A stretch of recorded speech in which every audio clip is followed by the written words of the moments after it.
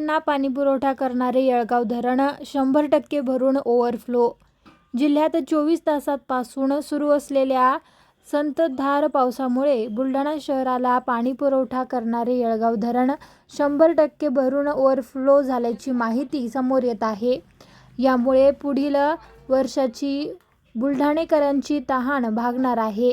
यावर्षी उन्हाचा पारा 42°C पुढे गेल्याने शहराला पाणीपुरवठा करणारे येळगाव धरण वेळेआधीच आटले होते. परंतु त्याआधीच खडकपूर्णा येथील पाणी बुलढाणेकरांना पुरवण्यात आले होते. बुलढाणा शहरासह येळगाव धरण परिसरातील गावांना पाणीपुरवठा करणारे येळगाव धरणातील मागील 24 तासांपासून सुरू असलेल्या संततधार पावसामुळे जलसाठा 100% भरून ओव्हरफ्लो झाल्याची माहिती मिळत आहे. यामुळे बुलढाणेकरांची वर्षभराची तहान मिटणार आहे.